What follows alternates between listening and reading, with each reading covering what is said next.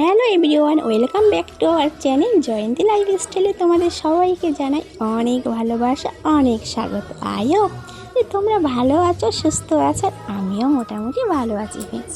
সকালবেলা উঠে কাজকর্ম সেরে ঠাকুরের জন্য ফুল তুলে স্নান করে চলে এসেছি ঠাকুর সেবা দিতে। তো ভগবানকে সেবা দিয়ে আজকের ব্লগটা স্টার্ট করব। তো ভগবানকে সেবা দিয়ে যখন ব্লগ স্টার্ট করব, দিনটাও ভালো যাবে, আশা করছি আজকের ব্লগটাও ভালো হবে। তো ফ্রেন্ডস, তোমরা সবাই সাথে থাকো আর একটু স্কিপ না করে পুরো ভিডিওটি দেখো। হরে কৃষ্ণ কৃষ্ণ কৃষ্ণ হরে হরে, হরে রাম রাম রাম হরে হরে। তো ফ্রেন্ডস, পুজো দিয়ে চলে এসেছি রান্নাঘরে। তো রান্নাঘরে এসে প্রথমে বাড়িতে কিছু মুগ ডাল ছিল, তো মুগ ডালটা আমি ভাজা বসিয়ে দিয়েছি। তো আজকে ভাবছি মাছের মাথা দিয়ে মুগ ডাল করব। তো ফ্রিজে মাছের মাথাও আছে, আর মনা যেহেতু বলেছিল অনেক দিন আগে যে মুগ ডাল খাবে, তো আজকে করেই দিই মনার জন্য।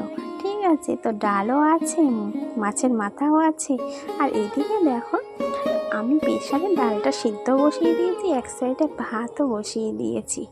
তো ডাল তো হবে মুগ ডাল, ডালের সাথে আর কি রেসিপি হবে দেখতেই পাচ্ছি। এখানে একটা মোচা আছে, পটল আছে, আমি করব পটল ভাজা আর মোচা। ঠিক আছে, তো দেখো ফাইনালি আমার রান্না হয়ে গেছে। মাছের মাথা দিয়ে মুগ ডাল হয়ে গেছে, পটল ভাজা আর হয়েছে মোচা। ঠিক আছে, তো ফ্রেন্ডস, তোমরা হয়তো দেখে ভাবতেই পারো যে দিদিভাই খোসা সমেত পটল ভাজা করেছে। হ্যাঁ, কারণ অনেকে খোসা ছাড়িয়ে করে, অনেকে খোসাটা আঁচড়ে করে, তো আমি আজ খোসা আঁচড়ে ভাজা করেছি। আর এই দেখো, ডালের মধ্যে কিন্তু মাছের মাথাগুলো ভেঙে দিয়েছি। ঠিক আছে, তো হয়ে গেছে। এখন আমরা খাওয়া দাওয়া করে থালা বাসনগুলো রেখেছিলাম কলে ভিজিয়ে। দেখতে পাচ্ছ কলে কিন্তু ভীষণ রোদ্দুর। তো এখন রোদ্রের মধ্যে বসে আমাকে থালা বাসন মাজতে হচ্ছে। কেন জানো? আমার ক্যামেরাম্যান যাবে এখন পড়তে, 11টা থেকে পড়া আছে। তো মাঝে মধ্যেই বড় মনে আমার ক্যামেরাটা ধরে দেয়, আর প্রায় সময় আমার একাই ধরতে হয়। তার কারণ আমার ক্যামেরা ধরার কেউ নেই, যতটাই সম্ভব আমি একা ধরার চেষ্টা করি, আর মনা বাড়িতে থাকলে আমাকে মনা ধরিয়ে দেয়। ঠিক আছে, তো চলো ফ্রেন্ডস, এখন থালাগুলো মেজে নিই। আর ওদিকে ফিরে আমি থালা বাসন মাজছিলাম, আর বড় মনে আমাকে বললো, মা এদিকে ঘুরে বসো, তোমার রোদ্দুরটা মুখে কম লাগবে। তো থালা তো মোটামুটি মাজা হয়ে গেছে, এখন জায়গাটা ভালো করে জল দিয়ে একটু পরিষ্কার করে ধুয়ে নিচ্ছি। তার কারণ থালাগুলো ধুয়ে আমি ওখানেই রাখবো। আর থালা যেহেতু মেজে রেখেছি, শুকিয়ে গেছে, সাবানের দাগগুলো মানে ধুলে উঠে যাবে, ছোপ ছোপ দাগ হয়ে যাবে। তো তার জন্য আমি একটু ভালো করে ডলে নিচ্ছি জল দিয়ে আবার মাজার পরে, তাহলে আর সাদা সাদা হয়ে থাকবে না। ঠিক আছে, তো সাদা সাদা হয়ে থাকলে দেখতে একটু ভালো লাগে না, ধোয়ার পরে শুকিয়ে ওঠে। তো আমার থালা বাসন তো ডলা কমপ্লিট হয়ে গেছে, এবার আমি ধুয়ে নিচ্ছি। ধুয়ে একে একে থালা বাসনগুলো এখানে জল ঝরানোর জন্য রেখে দেব। জল ঝরিয়ে নিয়ে তারপরে ঘরে নিয়ে যাব, আর তা না হলে ঘরে পুরো জল জল হয়ে যায়। ঠিক আছে, তো আর এখানে না আমার কলপাটটা ভীষণ দেখো নোংরা হয়েছে, স্লিপও হয়েছে, একটু ব্লিচিং দিতে হবে আবারও।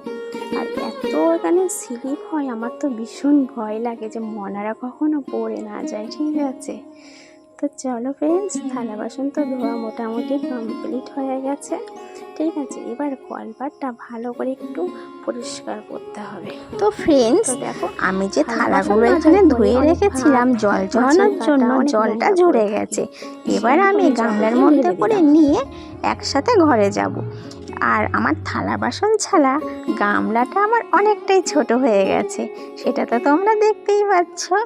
তো আমার এখন থালা বাসন নিয়ে নিয়েছি। আর এই যে আমার পেছনে একটা কালো রঙের প্লাস্টিক তোমরা দেখেছো, পেছনের টিন, তো এবার এখানে যখন স্নান করি টিনে লাগে, এবার জলটা যখন টিনে লাগে তো টিনটা নষ্ট হয়ে গেছে, অনেকটা নষ্ট হয়ে গেছে।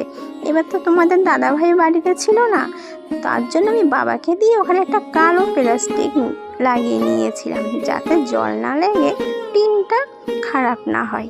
তার জন্য ওখানে প্লাস্টিকটা দেওয়া, পিনটা উঠে গেছে। তো চলো যাই হোক, পিনটা আবার ঠিক করতে হবে। এদিকে থালা বাসনগুলো রেখে চলে এসেছি নিচে জামা কাপড় তুলতে। সকালবেলা কেচে দিয়েছিলাম আর এখন শুকিয়ে গেছে, ঠিক আছে, যা রোদ্দুর, শুকিয়ে গেছে।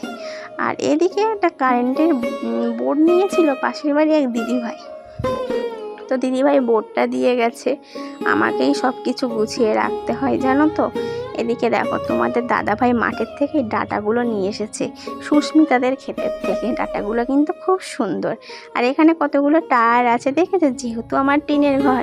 আর কাল হচ্ছে ঝড় আসছে, রেমাল ঝড়।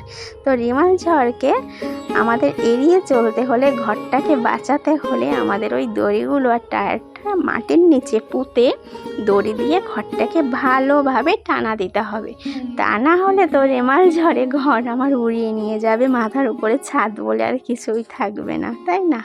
তো চলো, আমার তো আর পাকা ঘর না যে কিছুই দিতে হবে না, যেমন ঘর সেরকম থাকবে, ঠিক আছে। তো চলো ফ্রেন্ডস, যে জামা কাপড়গুলো তুলে এনেছিলাম ভাঁজ করে নিয়েছি, এখন এগুলো গুছিয়ে রেখেছি। এখন মোটামুটি বেশ কিছুটা কাজ আমার কমপ্লিট হয়ে গেছে, কিন্তু বিছানাটা একটু ঝাড়বো আর টুকিটাকি যা কাজকর্ম আছে এখন এগুলো সারবো, ঠিক আছে। চার্জারগুলো ছড়ানো ছেটানো ছিল, সকালবেলা উঠে ফোন চার্জ দিয়েছিলাম, তোর গোছানো হয়নি, ঠিক আছে। এবার চার্জারটা যেভাবে ঝুলিয়ে রাখছি থাকছে না, তো বড় মানা বললো, মা ওই পাশ থেকে এ পাশে রাখো, তাহলে দেখবে চার্জারটা পড়বে না, ঠিক আছে। তো মোটামুটি গোছানো কমপ্লিট হয়ে গেছে। যে থালা বাসনগুলো ধুয়ে রেখেছিলাম তখন আর এখানে রাখা হয়নি, থালার ঝাঁকাতে আর রাখা হয়নি গুছিয়ে। তো দেখো এখানে আমার থালার ঝাঁকাতে আমি গুছিয়ে রেখেছি। এই যে পিঙ্ক কালারের যে র্যাকটা, এটা আমি অনলাইনতে নিয়ে খুব ঠকেছি জানো তো। মানে যখন নিয়েছিলাম তখন সাইজটা বড় দেখিয়েছিল, কিন্তু এসেছে সে একদমই ছোট, আর রিটার্ন করা হয়নি, ঠিক আছে। আর ওটা আমার ভেঙে গেছে, তো তার জন্য ওখানে বাঁধা আছে। তো ওটার উপরে আমি ওটা তুলে দিয়ে, মানে আগের যে পুরনো থালা রাখার র্যাকটার উপরে নতুন র্যাকটা তুলে দিয়ে, তো দেখার মধ্যে আমি সেই দুপুরের পর থেকে আমার আর তোমাদের সাথে কোনো কথা হয়নি। এখন হচ্ছে সন্ধ্যাটা, সন্ধ্যাবেলা বসেছিলাম মনাদেরকে পড়াচ্ছিলাম, তো হঠাৎ করে বড় মনা বায়না করলো, মা চাউমিন আছে ঘরে, একটু চাউমিন করে দেবে, একটু খিদা খিদা পেয়েছে। ঠিক আছে, হ্যাঁ অবশ্যই দেবো, ডিমও ছিল, সব কিছুই ছিল, ঠিক আছে। তো চাউমিনটা প্রথমে সিদ্ধ করে নিয়েছি, ঠিক আছে। এখন মনা বলছে সাদা চাউমিন আজকে একদমই খাবো না, আজকে একটু হলুদ চাউমিন খাবো। অনেকদিন মা তুমি হলুদ চাউমিন করো না। তো দেখো সিম্পলভাবে বাড়িতে চাউমিন করে দিচ্ছি মনাদেরকে, একটু পেঁয়াজ, একটু ডিম, একটু কাঁচা লঙ্কা দিয়ে, আর বাড়িতে একটু সস আছে, ঠিক আছে। মনা নাকি এতেই মনার হয়ে যাবে, ঠিক আছে, আর কিচ্ছু লাগবে না। আর তাছাড়া চাউমিনের সাথে ডিম পেঁয়াজ দিলে আর কিছুই লাগে না। তো দেখো চাউমিন আমার প্রায় হয়ে গেছে। আর জানো তো ফোনটা কিন্তু আমি একাই ধরেছি আজকে, এক হাত দিয়ে ফোন ধরেছি আর এক হাত দিয়ে আমি চাউমিন করছি, ঠিক আছে। মাঝে মধ্যেই আমার একাই ফোনটা ধরতে হয়, তার কারণ সবসময় তো মনা থাকে না, আর তাছাড়া পড়াশুনো করে সবসময় মনাকে ডাকাও যায় না, ঠিক আছে। হয়তো এমন এমন সময় হয় ও বই পড়ছে, আমিও হয়তো ভিডিওটা করব, কিন্তু সেই সময় মনাকে ডাকতে পারি না, ঠিক আছে। তো চলো ফ্রেন্ডস, প্রায় হয়ে গেছে চাউমিন। আর বন্ধুরা, তো পুরো ভিডিওটাই আমি তোমাদেরকে সবসময় দেওয়ার চেষ্টা করি, ঠিক আছে, পুরোটাই তোমাদের সাথে শেয়ার করার চেষ্টা করি। তো জানি না যে তোমাদের কেমন লাগে আমার ভিডিওটি। তো আজকেরও পুরো ভিডিওটি দিয়ে দিয়েছি, আর বেশি কথা বাড়াবো না, ঠিক আছে। আর এদিকে দেখো দুই মনা চাও খেতে বসে গেছে। তো বড় মনা তো ক্যামেরার সামনে আসতে লজ্জা পায়, সেটা তো তোমরা বেশ ভালোভাবে জানো। আর ছোটো মনা দেখো আবার ওতে সস দিয়ে নিচ্ছে, ঠিক আছে। তো দুজনে এখন চাউমিন খাবে, ঠিক আছে। দেখো বড় মনা কিন্তু চোখ ঢেকে রেখেছে হাত দিয়ে, যাতে তোমরা ওকে না দেখতে পাও। তো ফ্রেন্ডস, আজকের পুরো ভিডিওটি আমি তোমাদের সাথে শেয়ার করেছি, সকাল থেকে সন্ধ্যা পর্যন্ত যা যা করেছি পুরো ভিডিওটি তোমাদেরকে দিয়ে দিয়েছি। আবারও আগামীকাল তোমাদের সাথে দেখা হবে একটি নতুন ভিডিও নিয়ে। ততক্ষণ পর্যন্ত সবাই ভালো থেকো, সুস্থ থেকো, নিজের শরীরের যত্ন নিও। Tata, bye bye.